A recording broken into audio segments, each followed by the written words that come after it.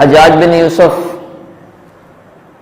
ایک علاقے میں قتل و غارت کا سلسلہ جاری، قتل کرتے کرتے جو ایک قیدی بچ گیا، نماز کا ٹائم ہو گیا تو آپ نے قتیبہ بن مسلم سے کہا حجاج بن یوسف نے کہ اس کو چھوڑ دو، رات اپنے پاس رکھو، اس اعرابی کو جو بچ گیا ہے صبح میرے پاس اس کو لے کر آنا دربار میں۔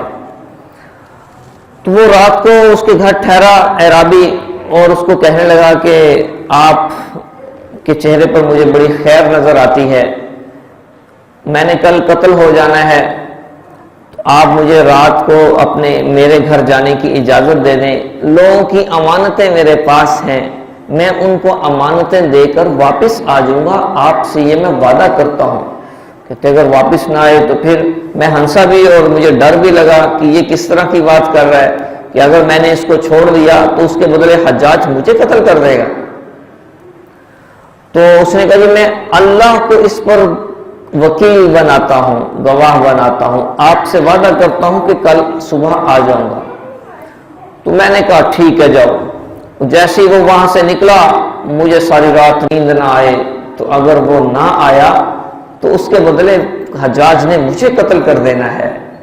اور صبح صبح جب ہوئی تو دروازے پہ دستک ہوئی تو میں نے دروازہ کھولا تو سامنے وہ، میں نے بڑی حیرانگی سے پوچھا آپ آ گئے؟ کہ جی میں سامنے کھڑا ہوں، آ گیا ہوں۔ تو میں اس کو لے کر حجاج بن یوسف کے پاس گیا اور سارا اس کو رات والا قصہ سنایا۔ حجاج بن یوسف نے اوپر سے لے کر نیچے تک مجھے دیکھا اور کہا کہ وَهَبْتُهُ لَكَ، اس کو میں نے ہدیہ کر دیا آپ کو، اب آپ کی مرضی، اسے آزاد کریں، بیچ دیں، چھوڑ دیں۔ تو جیسے اس نے سونا اس اعرابی نے تو کہا اللہ، اوپر آسمان کی طرف نظر ڈالی اور کہا اللہم لک الحمد، کہ اللہ تیری لیے تمام تعریفیں ہیں، تیرا میں شکر ادا کرتا ہوں۔ اور مجھے بڑی حیرانگی ہوئی کہ یہ اللہ کا شکر ادا کر رہا ہے، میں نے اس کی جان چھڑائی ہے۔ تو یہ کہتا ہوا چلا گیا۔ اگلے دن میرے لیے تحفے تحائف لایا، کہنے لگا کہ میرے دل میں تھا کہ میں آپ کا بھی شکریہ ادا کروں، لیکن میری ایک عادت ہے کہ میں اللہ کا شکر ادا کرتے ہوئے دوسروں کو اس ٹائم اس میں شریک نہیں کرتا، بعد میں اس کا شکریہ ادا کرتا ہوں۔ اس اعرابی نے دیکھو وعدہ کیا، پتہ ہے کہ کل میں نے قتل ہو جانا ہے، اور واپس آیا ہے امانتیں ادا کر کے۔